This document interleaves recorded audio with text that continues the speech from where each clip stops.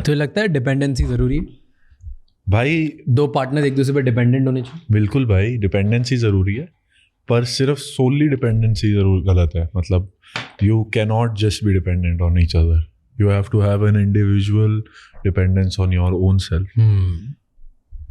अपने भाई regardless of कोई भी आपकी लाइफ में आए जाए, रहे ना रहे, छोड़ के तो एंड में सब नहीं चले जाना है ना, माँ बाप, बच्चे, सब, बीवी, बहन, भाई। End of the day death is like destined for everyone, so every relationship somewhere has to end. वो फिर से अगली जिंदगी में शुरू हो जाए वो सब अलग है, पर मुझे लगता है कि खुद पे dependency, self love, self dependency, self respect, these things should always be there भाई। They should never go out for a toss, because जैसे ही वो खुद पे आपने सेल्फ डिपेंडेंट, जैसे ही आपकी ज़िंदगी कोई और, मैंने बोला ना, जब आपकी दुनिया कोई और बन गई और वो दुनिया उजड़ गई तो आप अपनी दुनिया ढूंढते रह जाओ। और वो फैक्ट बात है भाई। तो लव एट फर्स्ट साइट में बिलीव करते हैं? हाँ भाई, हुआ है। हाँ, मैं बिल्कुल हुआ है। मैं तो लड़कियों को बोल देता हूँ कि do you believe in love at first sight और should I walk by again? बहुत पिकअप लाइन है। हाँ, तो मतलब बट मेरे को लगता है, हाँ यार, मेरे को तो तस्वीर देख के इश्क हुआ हुआ यार किसी की, कि मैंने किसी की फोटो देखी, उन्होंने कहा कि यार इनसे मिलना है, और फिर उनसे मिले। पता है यार, मेरे साथ ऐसे नहीं हुआ। अच्छा, नहीं हुआ? लव एट फर्स्ट फीलिंग हुआ है, साइट नहीं। कि मिल के लगा ऐसा कि ये पहली बार मिला और जो फील आया, अच्छा, साइट नहीं, देख के कभी नहीं लगा कि ओ दूर से देखा है, फोटो देखा है या बंदी देखी है, लाइक ओ यही है, कभी नहीं। और क्यों, मतलब क्या रीजन रहा होगा? I don't know, love at first feeling मेरे। Are you a like eyes guy? मतलब इन द सेंस लाइक कि do you, is this your like mode of attraction? हाँ, विजुअल अट्रैक्शन। यार इतने सारे अट्रैक्शंस होते हैं, इतने अलग अलग टाइप के होते हैं कि you can't say visual attraction is the, मतलब वो है कि इज द ओनली वन और नो, आपको नहीं पता, ठीक है। But first feeling, the first time I felt the way with my partner, मतलब वो मुझे उस टाइम पे पता चल गया कि मुझे इसको पार्टनर बनाना है। दैट फील, तो love at first feeling I agree with. अच्छा, नॉट एट फर्स्ट साइट। हाँ, और मतलब ये मेरे साथ हर रिश्ते में होता है।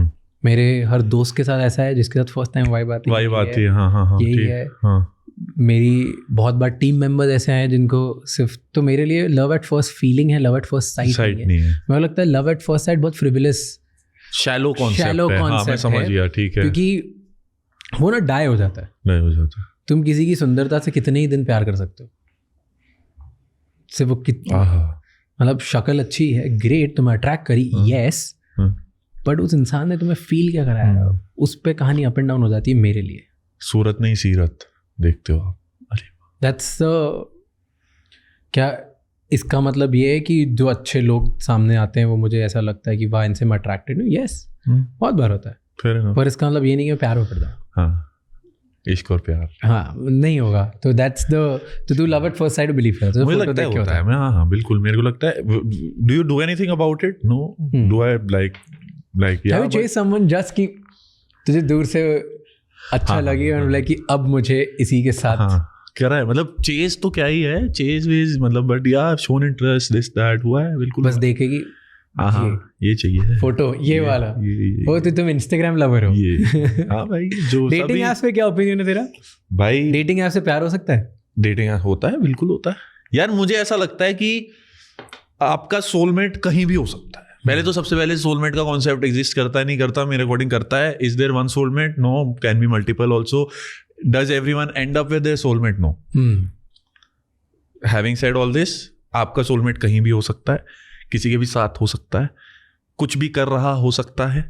अब वो है आपकी किस्मत कि you stumble across them, you stumble upon each other, you cross your paths, you get together, things go well, you end up doing life together. बहुत सारे फैक्टर।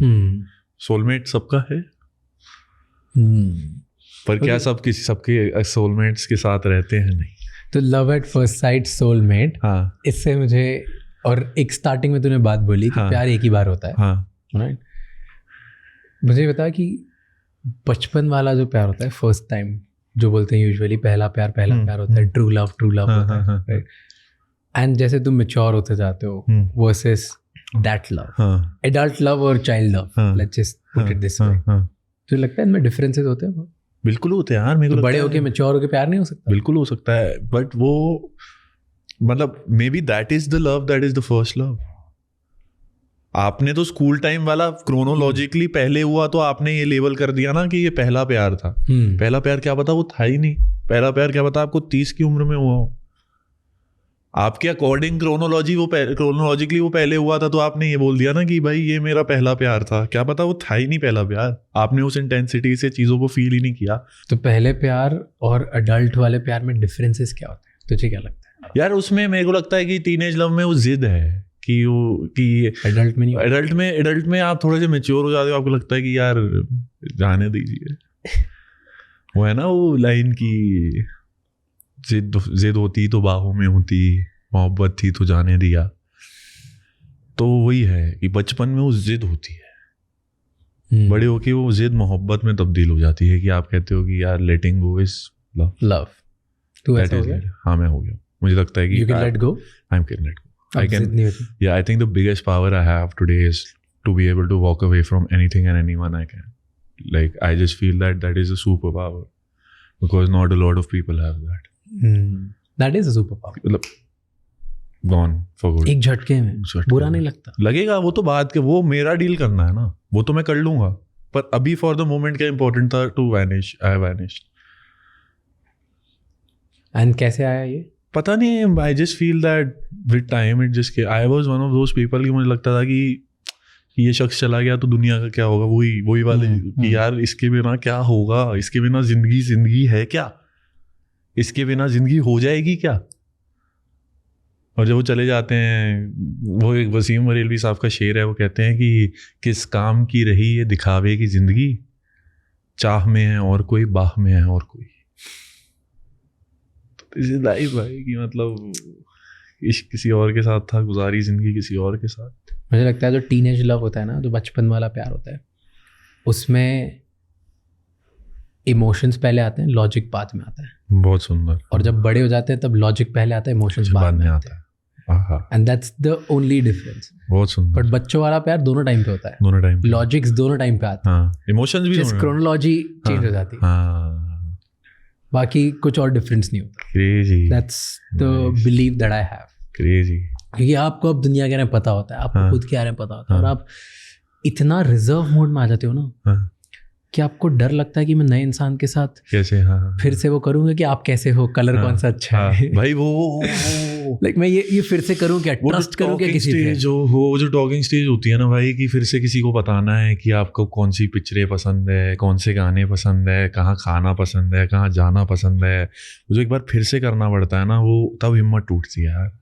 तो इसीलिए पहले लॉजिक हो जाता है, या लॉजिक वाली बातें बैठ जाते हैं, खत्म कर देते हैं.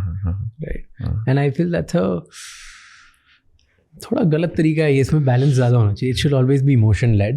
मतलब डे वन पे तुम जाके लिस्ट लेके नहीं बैठ सकते, देख मेरी ये लिस्ट है, ये वाला टिक, ये वाला टिक, ये नहीं कर सकते. यही गलत कर रहे हैं. मेरे को लगता है सबसे बड़ी प्रॉब्लम थी अभी मॉडर्न डेटिंग में ये हो गई है कि अब जब भी लोग जाके डेट करते हैं ना, या किसी से मिलते हैं, या सोच रहे हैं कि मैं शादी करने जाऊंगा, या प्यार करूंगा, गर्लफ्रेंड बनाऊंगा, बॉयफ्रेंड बनाऊंगा, वो उस मोमेंट पे लेट जितने बड़े होते आते हैं, मतलब 25, 28, 30, 35 इसमें जितने बड़े होते आते हैं, तब वो स्टेज पे इसलिए नहीं जाते हैं कि यार मुझे सामने वाले इंसान को जानना है. वो इसलिए जाते हैं कि यार मेरे अकॉर्डिंग ये लिस्ट है, ये सामने वाला इसमें फिट करता है कि नहीं करता है. एंड वो सामने वाले को जज ही सिर्फ इस पे कर रहे हैं कि वो मेरे बॉक्स में कैसे फिट करता है. अगर नहीं फिट करता है तो मैं दूसरा मौका दूंगा या नहीं दूंगा. And that is so wrong. मतलब तुम्हारा क्या पता बॉक्स ही चेंज हो जाए. क्या पता वो इंसान आज खुल के आ नहीं रहा है, बाद में तुम्हें पता चला तुम्हारे बॉक्स में. क्या पता वो हर चीज टिक करता हो, क्राइटेरिया गलत हो. क्राइटेरिया गलत हो. बहुत बढ़िया. और क्या पता वो हर चीज टिक करता हो, लेकिन तो भी इमोशंस ही नहीं है, कुछ चीजें ही नहीं है तुम्हारे बीच में. क्या मतलब है? डू यू फील बाउंड्रीज होनी चाहिए रिलेशनशिप में? बाउंड्रीज होनी बिल्कुल होनी चाहिए यार. मैंने यार मैं मतलब काफी रिश्तों में मैंने ऐसे किया कि आई टुक अ बैक सीट. मैंने कहा तेरे को जैसे करना है तू कर. क्योंकि यार किसी के पंख काट के तो मुझे उसको इश्क करवाना नहीं खुद से.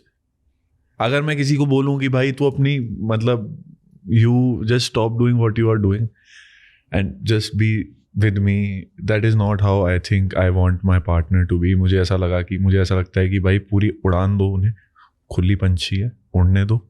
अगर कहीं आपको लगता है कि कुछ प्रॉब्लम्स आ रही है then you will get to know, क्योंकि जब भी आप पिंजरे में डालोगे तो फिर भाई वो कभी ना कभी पंछी उड़ जाएगा। खुले घूमते रहने दोगे तो वो रात को अपने पिंजरे में वापस आ जाएगा, घूम के पूरा वापस आपके पिंजरे में आ जाएगा। पर अगर आप पिंजरे में डाल के रखोगे तो एक दिन ऐसा दूर जाएगा कि वो शायद कभी पिंजरे में ना आए। तो कंट्रोल पे बिल्कुल नहीं भाई। मतलब पहले शुरू में भाई मतलब रिलेशनशिप्स वैसे ही होते हैं ना कि किससे बात कर रही थी, किसका मैसेज आया आज, किसने फोटो लाइक कर दी तेरी, तूने किसकी फोटो लाइक, कहाँ किसको मिलने गई थी, ये लड़का कौन है, वो वाला दिमाग। फिर मेरे को एक पॉइंट की बात रियलाइज हुआ कि यार अगर एक इंसान की फितरत ही यही है कि वो मुझसे झूठ बोल के ये सब करना चाहता है, then do I want that person in my life? तो ये तो ब्लेसिंग ही है ना कि मैं उसको छोड़ रहा हूँ। मुझे ऐसा लगता है कि भाई खुली छूट जीत आनी चाहिए। जहाँ लड़की को लगा, आपके पार्टनर को लगा कि रोक लगा देनी चाहिए, वो बाउंड्री। अगर कहीं आपको लगा कि यहाँ पे रुक जानी चाहिए थी बात और ये क्रॉस हुई लाइन, तो you enforce the boundary, you tell the person about. Once you've told them about it and if it's repetitively happening, then you know your position in their life. Thank you so much ये clip and तक देखने के लिए। अगर आपको और भी ऐसी क्लिप्स देखनी है तो राज शमानी क्लिप्स चैनल को सब्सक्राइब कर लीजिए।